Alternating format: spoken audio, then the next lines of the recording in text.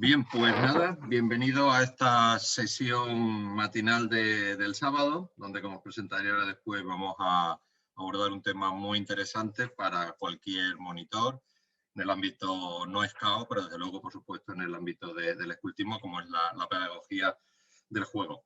Bien, siguiendo un poco las rutinas que seguimos en los cursos, que seguimos en cualquier campamento, pues lo primero que vamos a pasar a hacer es, bueno, a rezar una oración. En este caso, vamos a ver quién quiere ser la responsable de leerlo. Por ejemplo, Eva, ¿te animas? Vale. Madre y Señora del Scout. Madre y Señora del Scout. Recibe nuestra juvenil entrega. Recibe nuestra juvenil entrega. Haz eficiente nuestro servicio a los demás. Eficiente nuestro servicio a los demás. Sabemos que el camino es difícil. Sabemos que el camino es difícil. Que el mal nos acecha. Que el mal nos acecha. Que nos puede llegar el cansancio. Que nos puede llegar el cansancio. Que nos puede invadir la indiferencia. Que nos puede invadir la indiferencia. Pero contamos con tu ayuda. Pero contamos con tu ayuda. Para cumplir nuestra ley. Para cumplir nuestra ley. Y llegar a la tienda de tu Hijo. Y llegar a la tienda de tu Hijo. Nuestro hermano mayor Jesús. Nuestro hermano mayor Jesús. Amén. Amén. Amén. Bien, pues vamos a continuar y vamos a ver si vamos mejorando pues los gritos de patrulla. Ya sabéis, como siempre, esto lo tenemos que hacer a la presentación de la sesión y a la finalización de la sesión. Venga, por ejemplo, empezamos en el orden que tenemos en la pantalla. Patrulla Cuervos. Saluda a la patrulla Cuervo. Patrulla Lobos. ¿Quieres que me una solicitud de casco? Y digo como... Patrulla Lobos.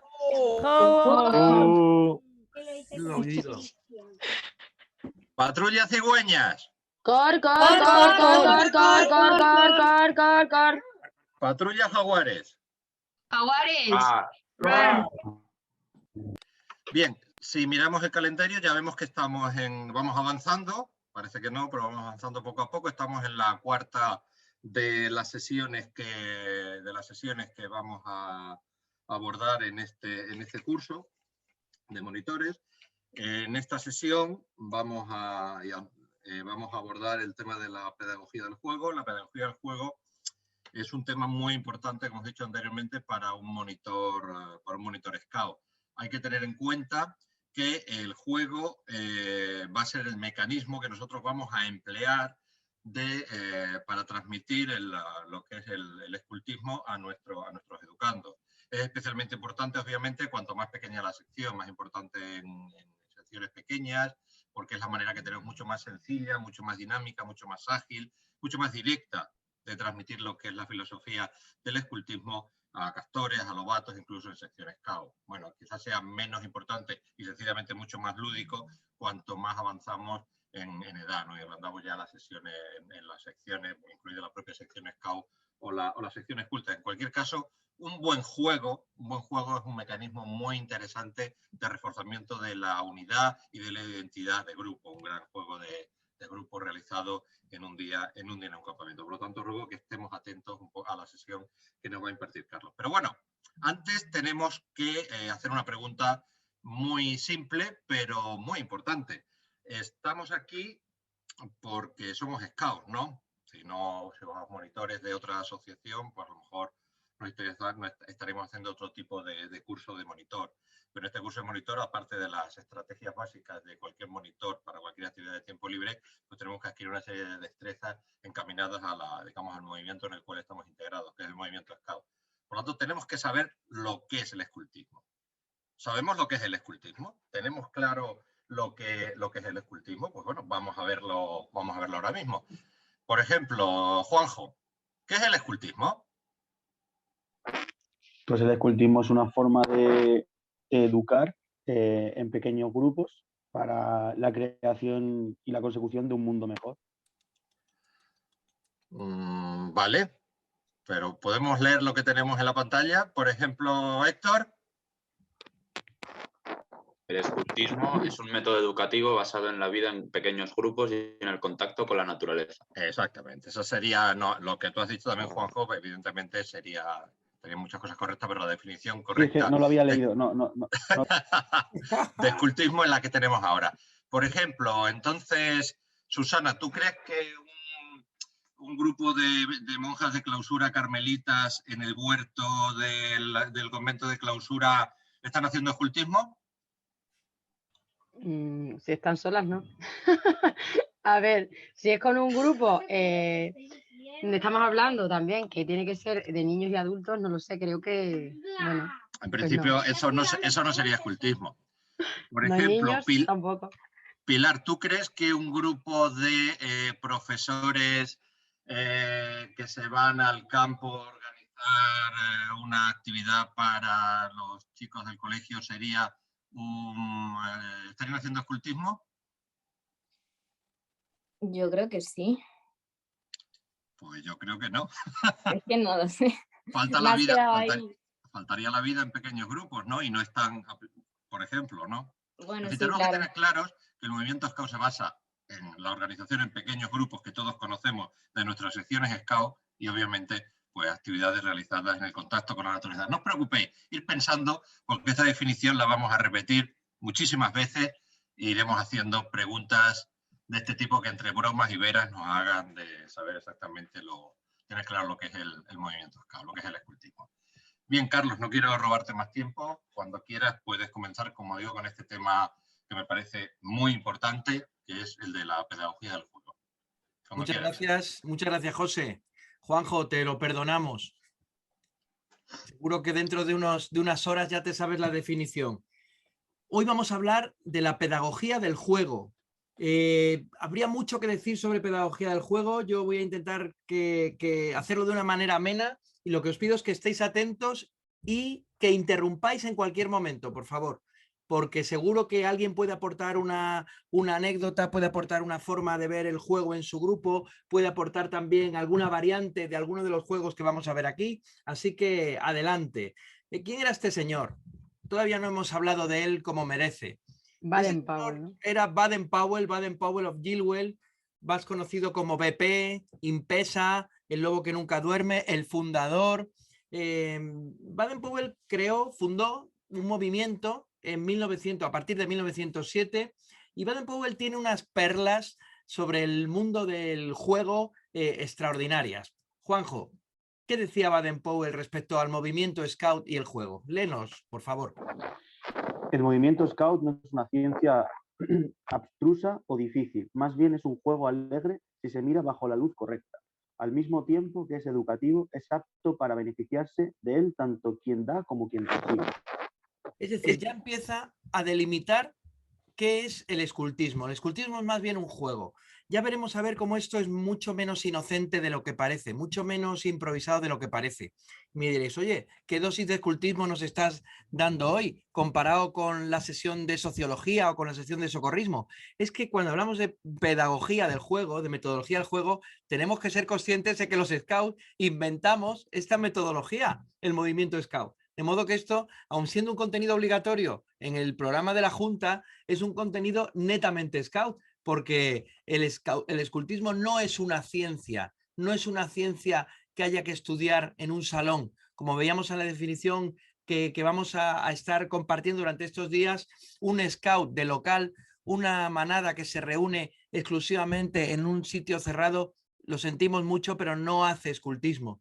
Si le quitas el componente natural, el componente educativo, el componente lúdico, el escultismo falla. Pero vamos a ver más conceptos. Por ejemplo, Julia Álvarez, ¿qué más decía Baden-Powell respecto a los juegos? Nuestro método de formación es educar desde dentro, en lugar de instruir desde fuera. Ofrecer juegos y actividades que además resulten atractivos para el muchacho y que lo eduquen seriamente en aspecto moral, mental y físico. O sea que ahora mismo estamos hablando de que el juego por sí mismo, Julia, es importante, pero es un medio ¿para qué? Para educar en el aspecto moral, en el aspecto mental y en el aspecto físico. Nosotros, los educadores de Scout, hablamos de los 3 niveles: nivel físico, nivel mental y nivel espiritual. En definitiva, podríamos decir que la felicidad, decía Baden-Powell también, que se basa en 2 pilares: tomar la vida como un juego y prodigar amor a los demás. Y aquí está una de las claves de lo que vamos a empezar a ver poquito a poco. Y es, Baden-Powell era lo que se suele decir, cuando veamos su vida nos daremos cuenta, lo que se suele decir un disfrutón. Alguien que vivía disfrutando de cada momento y viviendo intensamente todas las cosas que le sucedían, desde una batalla hasta una actividad en el campo, desde una cacería hasta un encuentro con scouts, desde una incursión en una tribu zulú hasta una recepción con la reina de Inglaterra. Es decir, Baden-Powell sabía que la vida había que tomársela como un juego. Y ahí es donde estamos nosotros.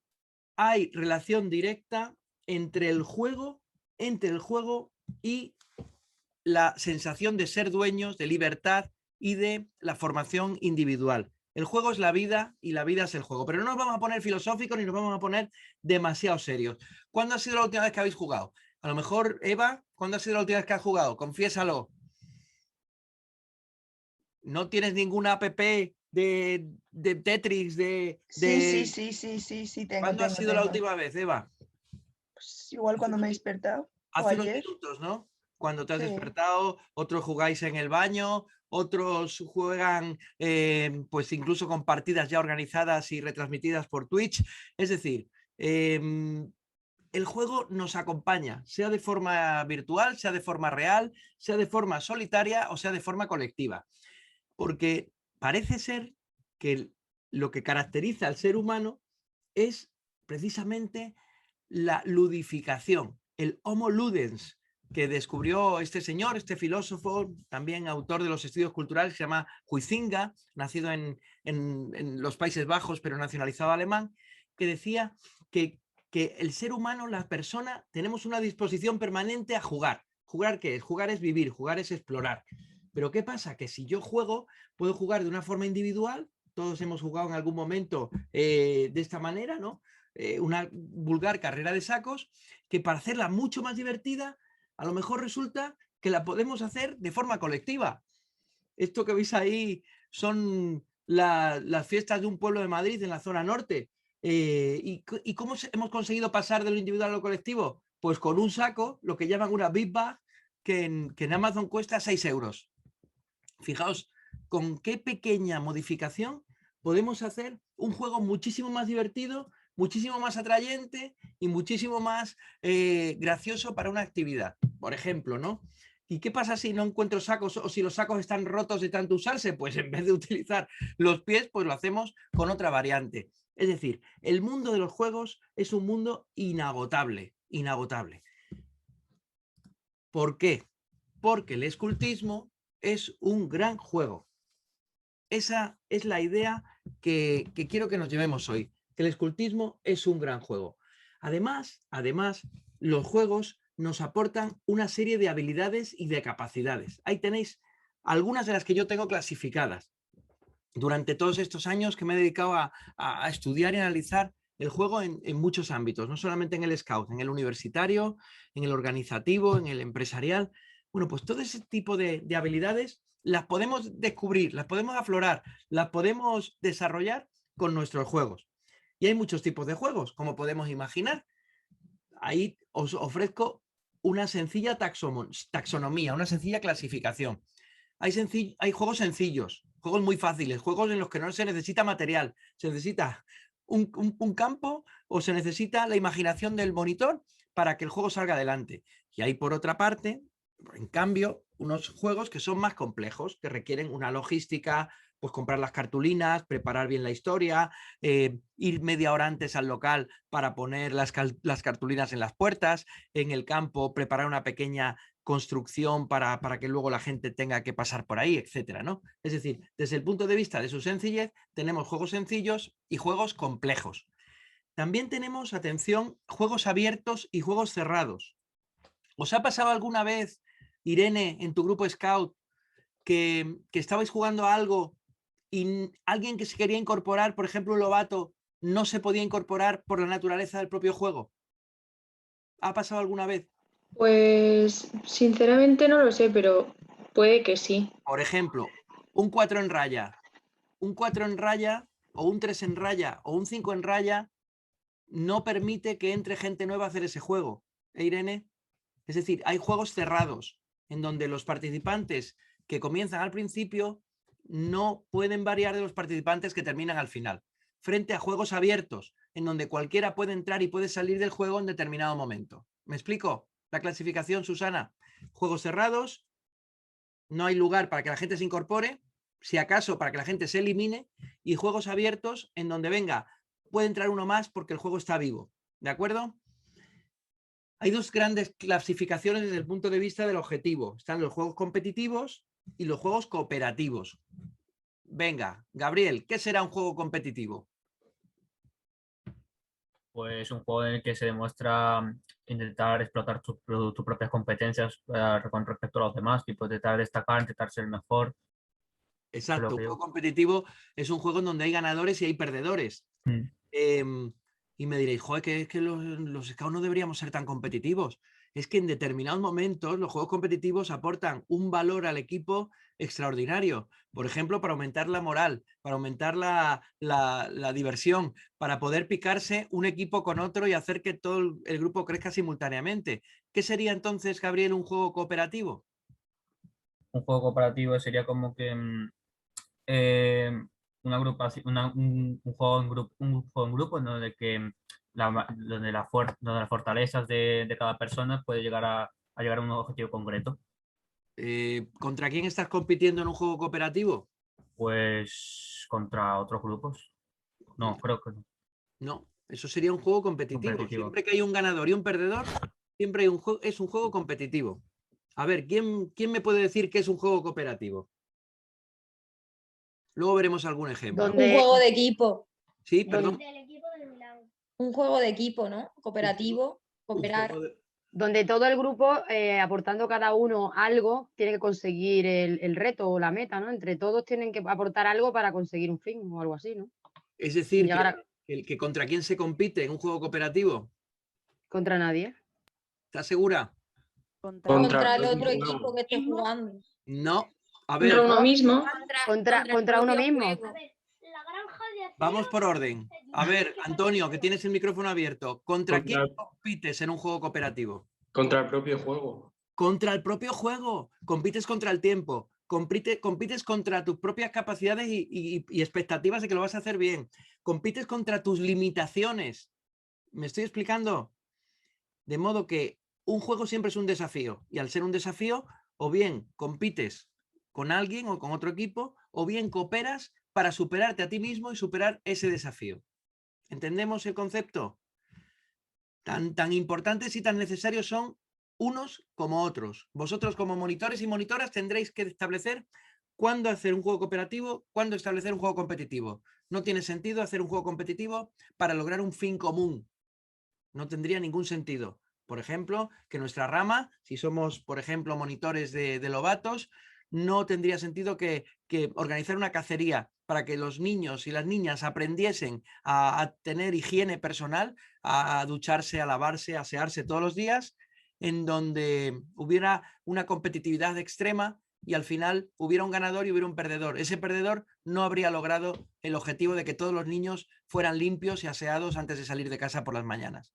Ahí habría que hacer un juego de tipo cooperativo, en donde, por ejemplo, el niño o la niña tuvieran que mandar una fotografía por la mañana lavándose los dientes o un juego en donde todos pudieran colorear una esponja. ¿De acuerdo?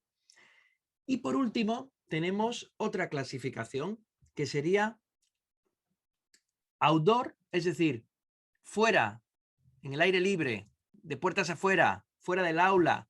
La expresión outdoor es una expresión bastante genérica y por otro lado sería la palabra indoor, es decir, un juego de interior, un juego de local. Nosotros tengo que decir que declaramos la guerra a los juegos de interior. lo empiezo a decir y me dices, bueno, entonces, ¿qué pasa cuando llueve? Pues cuando llueve hay que hacer un juego de interior. ¿Y qué pasa cuando tenemos algún niño con discapacidad? Pues a lo mejor hay que hacer un juego de interior. Pero nuestro objetivo es, para ser coherentes, Juanjo, con la definición de escultismo, que utilicemos siempre el campo de juegos más gratuito y más impresionante que tenemos, que es la naturaleza. ¿Entendemos el asunto? Es decir, siempre que podáis, haced la actividad en el patio de la parroquia, en la calle, en la ciudad, bajo un árbol, en un parque, en el campo. ¿De acuerdo? Eso no quiere decir que no estudiemos todo tipo de juegos, pero también tenemos que saber cuál es nuestra esencia. Así que empezamos. Pilar, defíneme, según la clasificación, ¿cómo sería este juego que ves en la fotografía? A ver. No sé si se ve. Paracaídas. Sí. Grupo Guadalsalán, por cierto, a quien saludamos desde aquí. Y una pelotita de espuma que va pasando de unos niños a otros. Yo creo que es sencillo. Sencillo. ¿Estamos todos de acuerdo o habría algún matiz? Susana, sí. Tú dices que sí, pero sencillo cuando tienes el paracaídas. Si no tienes el paracaídas, de sencillo nada. Hombre, claro. Bueno. Abierto. Abierto. ¿Se puede incorporar algún niño nuevo? Sí. Llaman a un monitor porque tiene que hacer otra cosa. ¿Se puede abandonar el juego sin que el juego sufra? Bueno, claro. Sí, ¿no? Sí. Pues es abierto. Venga, para adelante, seguimos. Cooperativo. Muy bien. Y outdoor. Outdoor. Outdoor. Muy bien. Vale, este juego es un juego cooperativo, es un juego outdoor, es un juego abierto y es un juego sencillo. Por tanto, es un juego que tiene los días contados. Dicho de otra manera, este juego no lo podéis hacer más de 10 minutos porque la gente se empieza a aburrir. ¿Me explico? Cuidadito con abusar de los juegos que no metan un elemento de reto. ¿Qué reto supone este juego para el niño que nunca le toca la pelota? Pues ninguno, con lo cual ya lo tienes desmotivado durante los 10 minutos que dure el juego. ¿De acuerdo? Así que, primera cosa, el monitor tiene que ser un gestor del tiempo. Un gestor del tiempo del juego.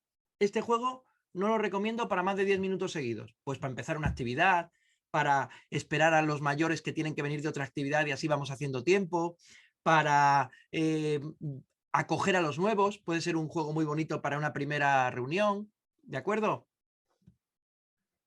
Venga. María Cigüeña. El famoso juego del bordón. Aquí además el grupo Proel de Madrid. Un grupo también muy simpático.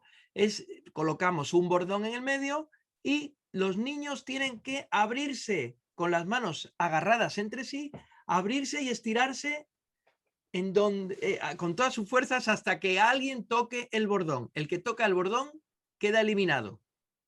A ver, es un juego sencillo. Bien. Me oye, ¿no? Sí. Últimamente con la conexión.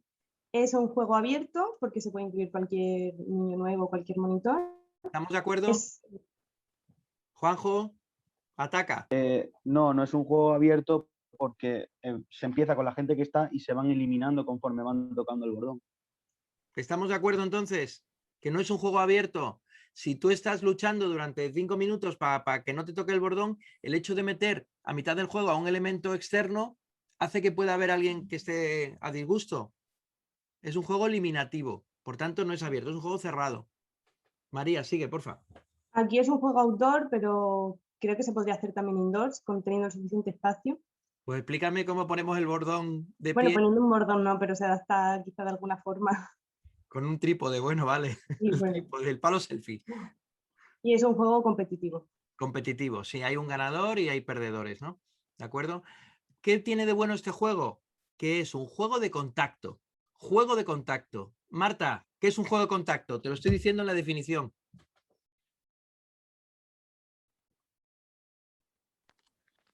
Un juego... Es que hay dos Marta. Marta GG. Perdona, repíteme que no te he oído bien antes. Es un juego de contacto. Donde físicamente hay pues, contacto físico entre los participantes del juego. Y es bueno que haya contacto físico en el mundo scout. Uy, que es que me ha tocado el culo. Es que resulta que los niños son muy brutos. ¿Es bueno el contacto físico en el mundo scout? Yo creo que es fundamental. Claro. Es Me imagino que es fundamental. un objetivo también a trabajar, ¿no? El respeto al cuerpo propio, al ajeno, que también es un objetivo a trabajar en el juego, creo. Es fundamental el contacto físico en ese tipo de actividades. El cansancio, la fortaleza, la resistencia, el no quejarse cuando te haces un rasguño. Vale, pues entonces quedaríamos. María, por fin, clasifícanoslo, por favor. Es un juego sencillo, cerrado, outdoor y competitivo. Perfecto, fantástico. También digo lo que dije del paracaídas. Cuidadito con pasarse la tarde entera jugando a esto. Esto es algo entre plato y plato. Venga, por último, esto es un juego de King. Un juego de King que también es un juego tradicional basado en una aventura que narra Baden-Powell en Escultismo para Muchachos. King era un chico en las calles de Calcuta, el Ganges, en las orillas del Ganges. Entonces, bueno, pues contaban sus aventuras y el juego de King consiste en poner una serie de objetos, generalmente suelen ser entre 20 y 30 objetos, memorizarlos durante un minuto, darte la vuelta y enumerar aquellos que has acertado. No sé si sabéis a qué me estoy refiriendo, ¿no? Un juego de King. Pues de los que habéis hecho un juego de King, por ejemplo, Teresa, clasifícame cómo sería un juego de King. A ver, es muy sencillo y yo creo que puede ser abierto, salvo que compitan entre ellos, y puede ser outdoor e indoor, las dos opciones, y competitivo. Vale, vamos a matizar. Es un juego sencillo siempre y cuando tengas 30 objetos. Si estás en mitad del campo, a lo mejor lo puedes hacer con ramas de distintos árboles o lo puedes hacer con la navaja, con el cinturón, con las partes del uniforme. Claro. Pero sí, hasta cierto punto podríamos decir que es sencillo. ¿Abierto o cerrado? ¿En mitad del juego de King puede llegar una persona a memorizar el juego? No, no. Por tanto, es un juego No, cerrado. Sí, es cerrado, sí. Outdoor, indoor, perfecto. Puedes hacerlo en cualquier lugar y en cualquier superficie. Y respecto a competitivo, cooperativo, yo me gustaría que José contara nuestra experiencia, nuestra totemización, en donde nos tocó a las 3 de la mañana para recibir el nombre de animal hacer un juego de King. Y fue un juego de King que tuvimos que hacer todos a la vez. José, no sé si lo recuerdas. Sí, bueno, lo recuerdo, pero estamos hablando ya de la nebulosa de los tiempos, porque aquello fue hace ya realmente más de 30 años, pero sí. Recuerdo aquí, recuerdo en los riscos de los Barruecos que tuvimos que hacer un juego cooperativo para poder, si no colaborábamos entre nosotros, no podíamos pasar a la siguiente fase, ninguno. Por tanto, sí lo recuerdo. Por tanto, el juego de King es cooperativo, Teresa, cuando son varias personas las que están memorizando a la vez. Incluso pueden hablar. A ver, un sacapuntas, un lápiz, una goma de borrar, una moneda, ¿de acuerdo? Y entre ellos van poniéndose en común. Esa sería la parte de cooperación. Vale, pues tachán, os invito a el maravilloso mundo de los juegos. Todo esto lo vais a recibir en PDF, vamos a volcarlo en la web y vamos a hacer un repaso rápido en 15 minutos de estos 20 tipos de juegos. 20 tipos de juegos. Por un lado tenemos los juegos mentales, empezando por las adivinanzas. ¿Os suenan las adivinanzas? Pues a ver, pues aquí lo tengo puesto, ¿no? Hay que usar la lógica, la imaginación. Generalmente suele estar muy relacionada con edades pequeñas, ¿no? Con edades pequeñas, las adivinanzas. Volviendo a las capacidades, a ver quién me dice, desactiva el mute, quién me dice qué habilidades desarrolla una adivinanza.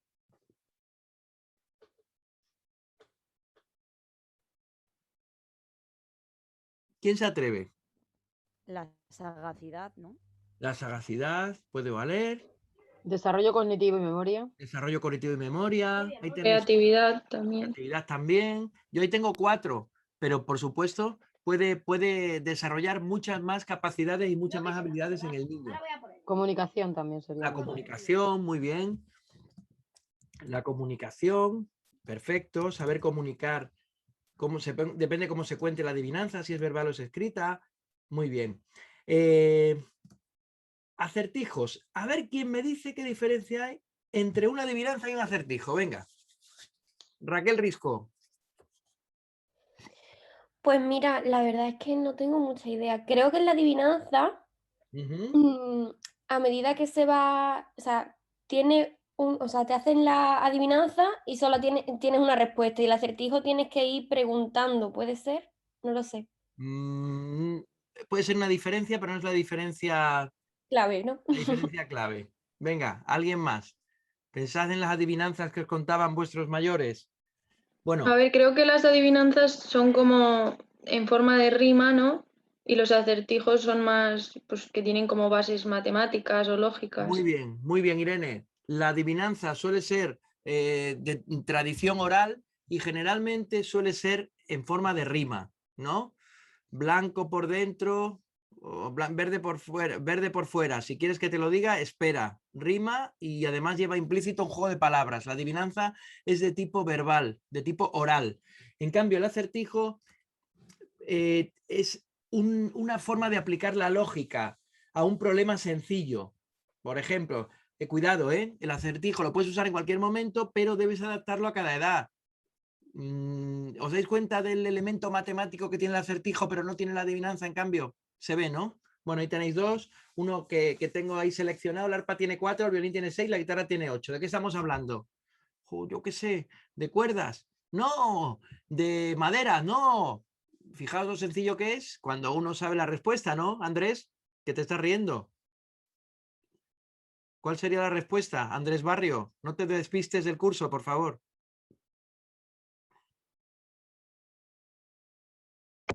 Pues en el del arpa. En el del arpa. ¿Sí? Cuerdas, ¿no? Ya te veo yo a ti, ya te veo. Más atención quiero yo ahí. Javier González, ¿cuál es la respuesta? El arpa tiene 4, el violín tiene 6 y la guitarra tiene 8. Letras. Letras, ya está. Es dar el salto creativo y el salto cognitivo. Bueno, ahí tenemos 4 prisioneros. Esto es un dilema divertidísimo para hacerlo con gente de un poquito más de edad, ¿no? Tenemos 4 personas que están colocadas así y les decimos que existen, solamente hay 2 sombreros negros y 2 sombreros blancos. ¿Quién será la primera persona en averiguar qué sombrero lleva puesto? Bueno, eso lo dejo para que lo penséis, ¿vale? Lo dejo para que lo penséis. ¿Quién será la primera persona en averiguar de qué color es el sombrero que lleva puesto? ¿De acuerdo? Lo mandaré por WhatsApp también y ahí lo dejo. Por ejemplo, esto también lo podéis hacer en reuniones online. Esto lo hizo mi grupo hace 3 semanas. ¿Qué puedes tocar con la mano derecha pero no con la izquierda? A ver, Raquel, ¿ves que esto no es una adivinanza? ¿Ves que ahí hay un elemento de usar la inteligencia no estrictamente verbal ni oral?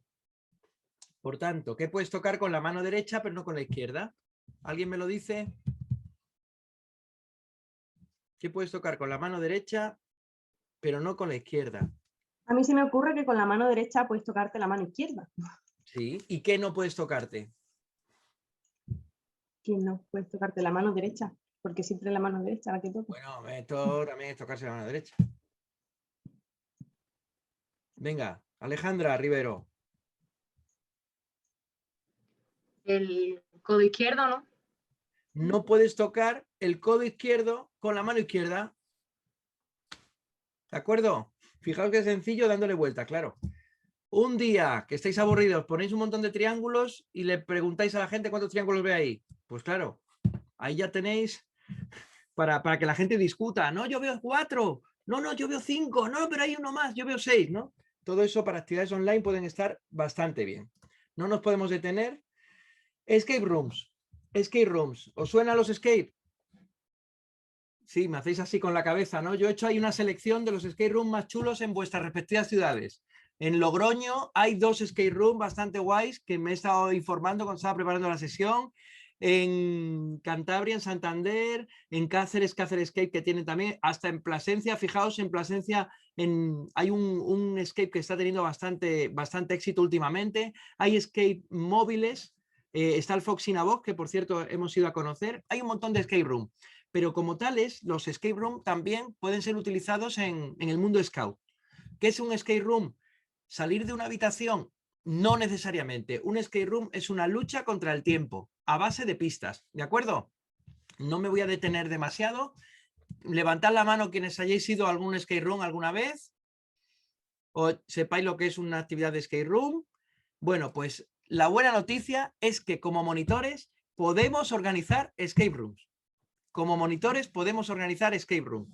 Requiere cierta complejidad.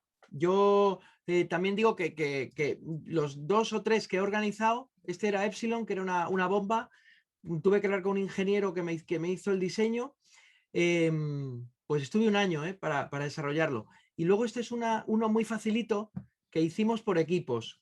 Y ahora estamos trabajando en uno que es la caja negra de un avión, que luego si me da tiempo os lo paso a comentar. Cuando montéis un escape room para los chavales,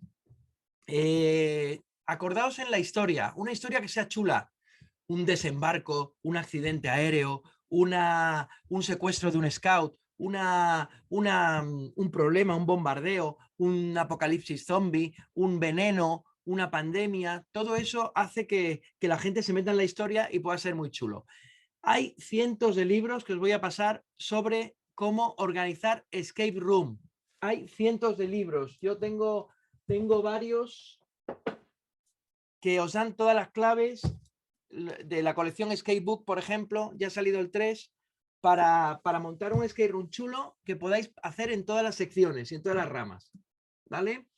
Competiciones. Cuando digo competiciones, no me voy a extender mucho porque las competiciones también las vamos a utilizar en este curso mucho, pero las competiciones, por ejemplo, el ejercicio que hicimos ayer es una competición. Había un programa en televisión que se llamaba 1 millón para el mejor, en donde se competía a base de preguntas y respuestas, el programa de nuestros padres, el 1, 2, 3, que se veía en televisión, una olimpiada matemática. ¿Qué sería una competición? Un juego de preguntas y respuestas, que está temporalizada, pero también requiere una logística compleja. ¿Por qué? Porque hay que prepararse las preguntas, hay que prepararse cómo se va a interactuar, cómo... En definitiva, requiere, como todo, una preparación. Yo, por ejemplo, encontré el otro día en mi colección de libros de juegos que se llama Pugilato de Preguntas, que son casi 1000 preguntas de geografía, de historia, que se preguntaba a los chavales en los años 40 si querían optar a matrícula de honor en los colegios, ¿no? Entonces, bueno, esto puede ser divertido, pero cuidadito. Si te pones muy pesado, los chicos pueden desconectar. Cuidado con las competiciones. Hoy vamos a hacer una competición para aprender el libro de las tierras vírgenes y vamos a hacer preguntas y respuestas. Si cada pregunta vale 1 punto y cada respuesta te quita 1 punto, pues si no lo tenéis bien montado, si no lo tenéis bien preparado, cuidado porque también el uso del tiempo, como decía antes, puede ser un hándicap para vuestro juego. Carlos, Sí, adelante. una duda. Con esta competición no entran ahí juegos físicos, competiciones físicas, solo... Vale, por tenerlo claro. Estamos hablando de juegos mentales. Solamente juegos mentales en esta vía de la clasificación. Juegos para razonar, pues ahí tenemos un montón.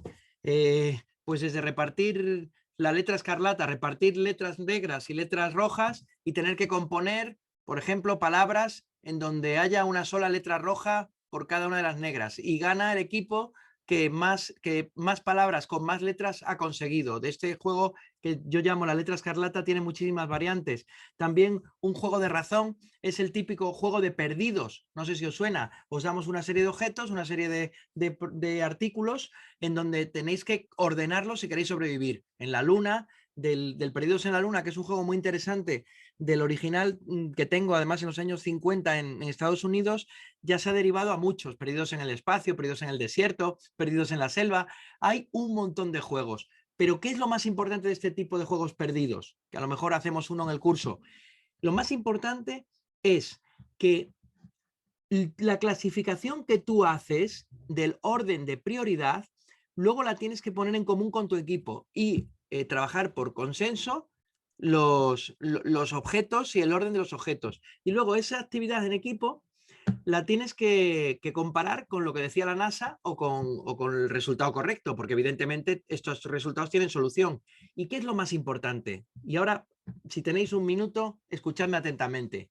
Que el valor absoluto de la desviación, el valor absoluto de la diferencia de la respuesta definitiva o la respuesta correcta con tu respuesta es siempre mayor que el valor absoluto de la diferencia de la respuesta correcta con la respuesta del equipo. Dicho de otra manera, estos ejercicios sirven para saber que las decisiones tomadas en equipo se acercan más a la decisión correcta que las decisiones tomadas a título individual. Repito, en valor absoluto, ¿vale? Eso es muy importante para que lo tengáis en cuenta cuando trabajéis en equipo, juegos de toma de decisiones. Más juego, bueno, esto lo hemos hecho toda la vida, ¿no? Una sopa de letras. Podemos hacer una sopa de letras para nuestros pioneros y sobre términos campestres, o sobre árboles, o sobre fauna extremeña, o sobre historia del escultismo, ¿de acuerdo? También un juego mental muy interesante que se puede transformar en juego físico es las Torres de Hanoi. ¿Os suenan las Torres de Hanoi? Alguien, hacedme así con la cabeza si os suenan las Torres de Hanoi. Las Torres de Hanoi, seguro que si lo explico lo sabéis. Bueno, pues las Torres de Hanoi quiere decir trasladar esta figura aquí, a este tercer palo. Solamente se pueden pasar aros de uno en uno y nunca un aro más pequeño debe estar por debajo de un aro más grande. De modo que tenéis que hacer ahí una serie de traslaciones hasta conseguir mover esta torre al último palo. No sé si lo he explicado bien o lo he explicado fatal. Lo he explicado regular, ¿no? Bueno, pues a mí se me ocurrió hacer este juego en formato Raquel outdoor y me llevé al desierto de Estados Unidos, el desierto de Utah, el juego Las Torres de Hanoi hecho con neumáticos, en donde además no se veía, el equipo no veía dónde estaba el siguiente palo. Es decir, este palo estaba 100 metros alejado del siguiente, ¿no? Entonces, bueno, el juego duró 1 hora y media y claro, la gente se volvía loca porque no conocía la dinámica realmente que tenía que utilizar. Torres de Hanoi, juegos mentales. Vamos a pasar a los juegos físicos. Y de los juegos físicos tengo que destacar, ¿por qué los tengo tan señalados? Porque estos son, atención, los juegos Scouts por excelencia. Estos son nuestros juegos. Estos van a ser si me permitís la expresión, la Biblia de la actividad de Scout. Esto va a ser nuestro plan de actividades, nuestro menú, nuestra tarea. Esta va a ser nuestra carta semanal con nuestros educandos. Y dentro de los juegos pues están los juegos de contacto que decía antes Marta. Los juegos de contacto está el Atrapa la Bandera, que seguro que os suena, que es un juego universal y que además son juegos que permiten también, ahí tenéis, por ejemplo, una carrera de globos, por ejemplo, sin que los globos se caigan. ¿Entendemos lo que es un juego de contacto? ¿Se ve? Voy a poneros este vídeo está hecho en el Parque de Monfragüe con adultos en donde con un sencillo rotulador tenían que pintarrajear o tenían que tocar el zapato del compañero. A ver qué os parece. Cuidado que le estás poniendo la mirada puta.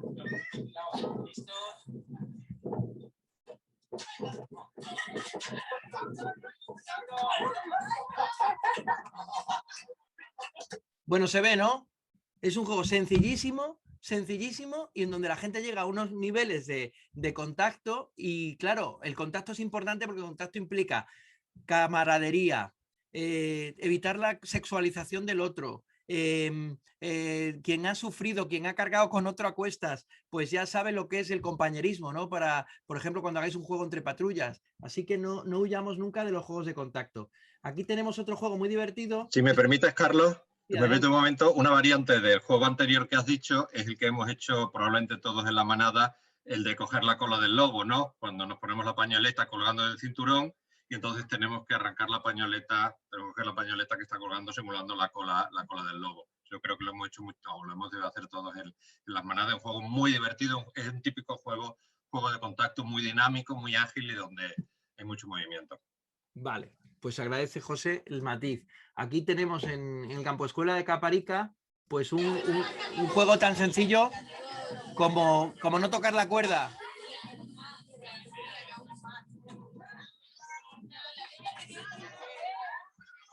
Vale, esto por ejemplo es el mismo pero aplicado a 2 cuerdas. variante con 2 cuerdas. ¿Vale? Se penaliza, por supuesto, cada vez que se toca la cuerda. ¿De acuerdo? Bueno, este juego lo conoceréis casi todos. ¿Lo llaman cómo? ¿Cómo lo llamáis en vuestro grupo? ¿La araña? Juego La Araña. Juego Scout. Ese es muy fácil. El clan de San Sebastián. Juego cooperativo. El clan de San Jorge. Sí, San Jorge. Presentando el juego La Araña.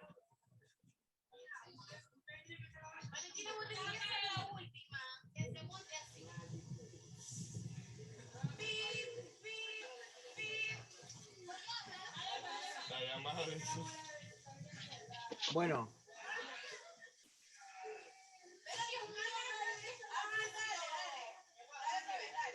Bueno, eso es la misma variante hecha por los Scouts de Europa. Ellos lo llaman la Stella.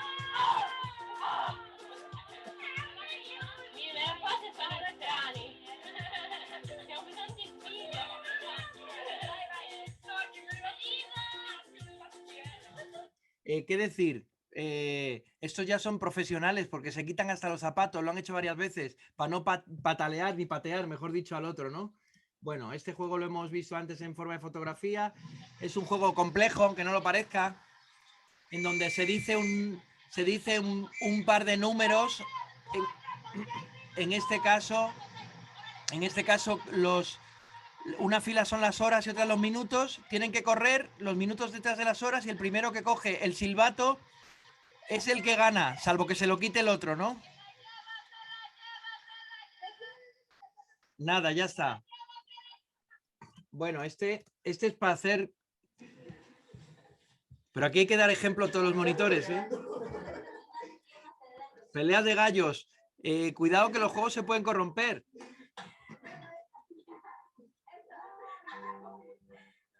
Bueno, no voy a detenerme más.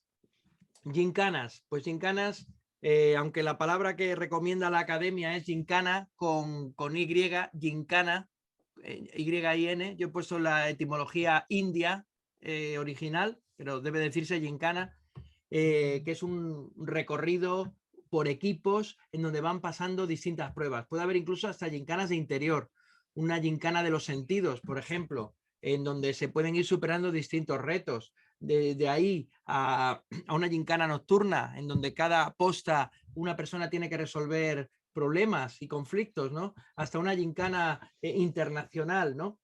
¿De acuerdo? Bueno, una pausa aquí. Ordenad vuestros juegos. Tened siempre una base de datos para ordenar vuestros juegos, ¿de acuerdo? Juego que vayáis haciendo, haced una ficha de juegos y compartidla con vuestros compañeros de rama, porque eso es muy interesante y muy importante también, ¿no? El stalking. ¿Qué voy a decir de los juegos de acecho? Pues tengo que decir que son los juegos scout por naturaleza. Es una palabra anglosajona que significa acecho, espionaje, a espiar, acercarse furtivamente a algo. Y cuidado con el atuendo, hay que ir preparados para los acechos. Incluso hay gente que se camufla también con pintura, con un poquito de aceite. Cuidado con las pinturas de manos porque te pueden dejar la piel muy reseca. Por tanto, siempre es bueno echarle una gotita de aceite por si vas a estar toda la noche haciendo un juego de acecho. Puedes ayudarte de algún elemento, como puede ser una brújula, unos prismáticos. En cuanto a juegos de acecho, yo recomiendo el libro por excelencia de los juegos de acecho, que es el libro de Juegos Scout de Baden-Powell.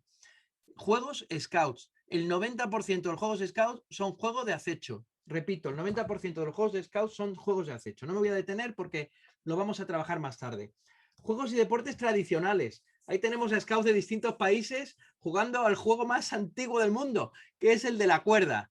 No estaría de más, aquí que tenemos a varios coordinadores de grupo, Teresa, por ejemplo, que cada grupo se comprase una buena soga, una buena maroma, y con eso tenéis ya para hacer juegos bastante interesantes que estimulan el contacto físico, la competición, etcétera. Los juegos tradicionales pues están aquí, por ejemplo, ¿no? La comba, pues se puede hacer distintas variantes de la comba. Estos son monitores de mi grupo de Scout en donde bueno, pues ahí sí refleja cierta bueno, pues son... Este juego también es un juego tradicional y es un juego que requiere únicamente 2 listones de madera.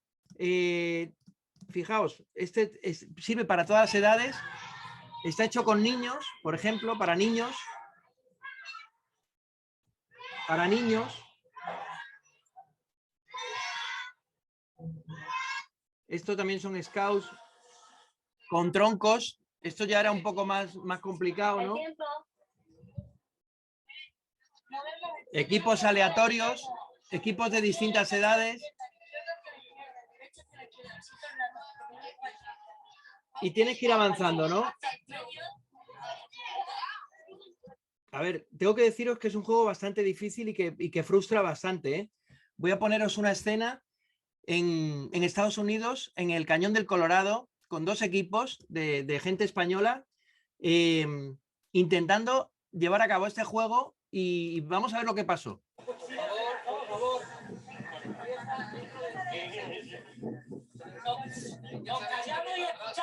O sea, dándose voces entre ellos.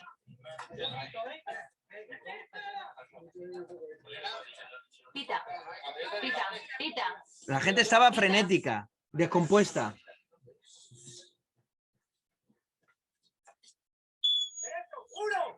Nada.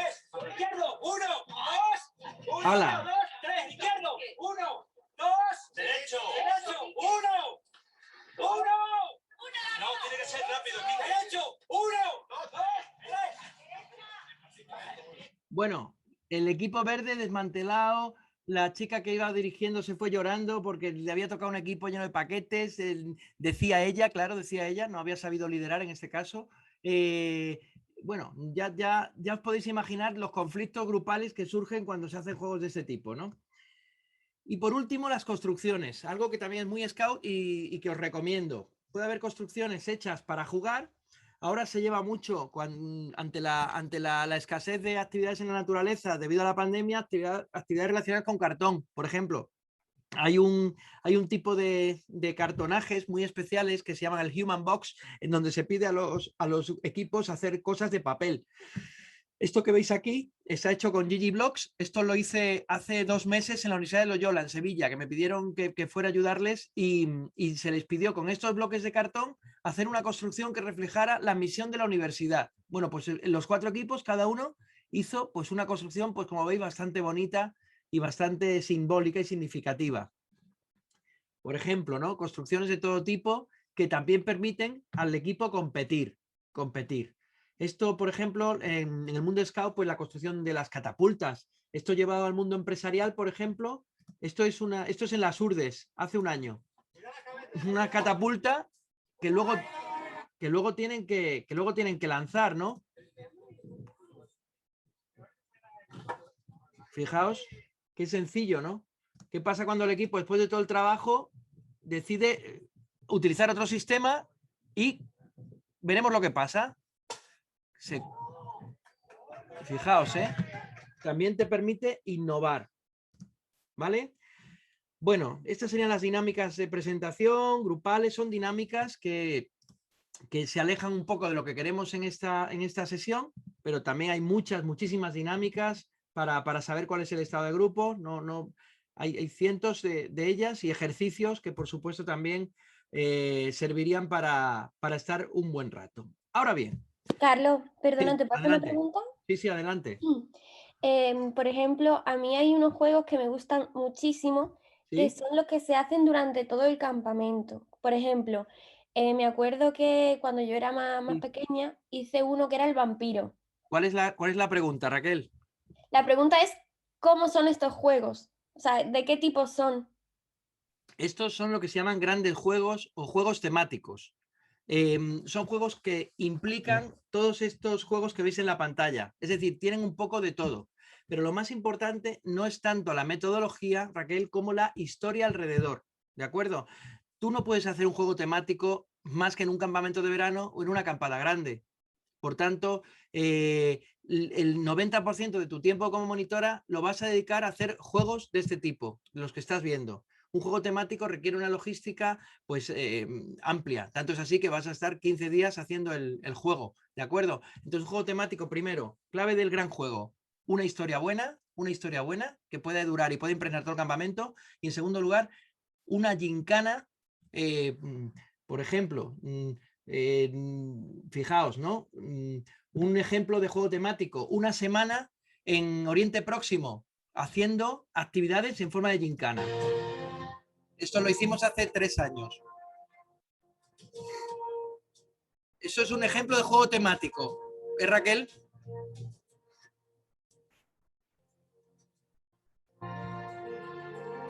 En donde se involucra todo tipo de actividad dentro del juego, ¿no?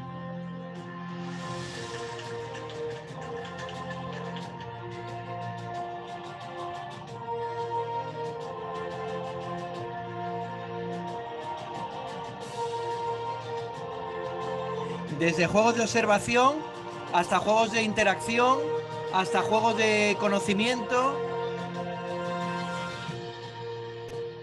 hasta carreras.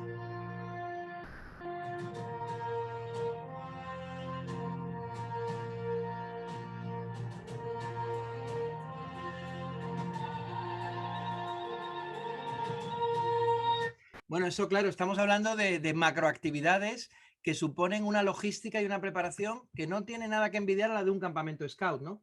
Entonces, ¿cuál sería, atención, mi tarea propuesta para esta semana? Atención, porque ahora vamos a tener unos minutos para trabajar por patrullas, 3 minutos nada más. Y es que vamos a hacer una ficha de juegos. Cada patrulla va a presentar 6 juegos, aproximadamente un juego por persona, pero en forma de ficha, que no se nos olvide. La patrulla Cuervo va a presentar unos 6 juegos de contacto. La patrulla Cigüeña va a desarrollar o va a hacer la ficha de 6 gincanas. La patrulla Jaguar va a hacer una ficha de 6 juegos de acecho. Y por último, la patrulla Lobo va a fichar 6 juegos y deportes tradicionales. Cada ficha debe contener la denominación, la descripción, los materiales que son necesarios para dicha ficha, la duración del juego, importantísimo saber cuánto dura cada juego, la ubicación, las competencias que desarrolla y si queréis meter alguna foto, algún enlace de internet, alguna experiencia que incluso hayáis podido hacer, perfecto. Aquí tenéis un ejemplo. Por ejemplo, esto sería un ejemplo completamente inventado de lo que sería una ficha. Pues cada patrulla va a tener que presentar 6 fichas. ¿Vale? Antes del viernes a las 15:00. Repito, viernes 15:00. ¿Y qué vamos a hacer con esas fichas? 6 por 4, 24. Vamos a armar una guía y todas las fichas se os van a pasar a todos, que sea ya el primer regalo o el primer resultado o el primer fruto de este curso de monitores. Que todos nos vayamos con 24 fichas para actividad en nuestros grupos Scout. ¿De acuerdo? Bueno, pues ahora os voy a dar 3 minutos para que os saludéis las patrullas, para que vayamos a... nos repartamos un poquito el trabajo con lo que acabamos de hablar y dentro de 3 minutos volvemos para despedir el curso. Por favor, asignaos si queréis y si no, os asignamos nosotros a los distintos grupos. ¿De acuerdo? ¿Alguien tiene problemas para asignarse? Ana. Yo, Carlos, si me puedes poner, por favor. Yo no sé cómo es tampoco. Vale. Abajo, mano, abajo del todo, justamente sí. El icono, el segundo icono empezando por la derecha. Vale. Vale, gracias. Otra ahí se llama sección de grupos y ahí os podéis asignar. Ya. Sí, hombre, donde está es muy difícil ni siquiera que se haya conectado. Porque allí en la cobatilla hay una cobertura malísima. Bueno, pues nada, en principio daros las gracias por vuestra asistencia el sábado por la mañana, es decir, eso habla de vuestra motivación y vuestra implicación con el movimiento Scout. Y bueno, habéis visto que esta sesión es una sesión tremendamente importante porque realmente vamos a estar jugando constantemente con los chicos, como digo, sobre todo con los de las secciones más pequeñas, y va a ser la manera en la cual vamos a transmitir todo aquello que queremos transmitirles a nuestros educandos. Recordar que la actividad la tenéis que presentar por patrulla, es decir, es la patrulla, un miembro de la patrulla, quien envía los 6 juegos pues a la dirección de correo que ya os facilitó Carlos, ¿de acuerdo? Y luego ya se distribuirán entre todos, como digo, como primera actividad de conjunto. Bien, pues entonces vamos a pasar como siempre, a despedirnos por patrullas, ¿no? Que es lo que corresponde. Así que nos despedimos. Patrulla Cigüeñas. Patrulla Cuervos. Se despide la patrulla Cuervo. Patrulla Jaguares. Jaguares. Patrulla Lobos.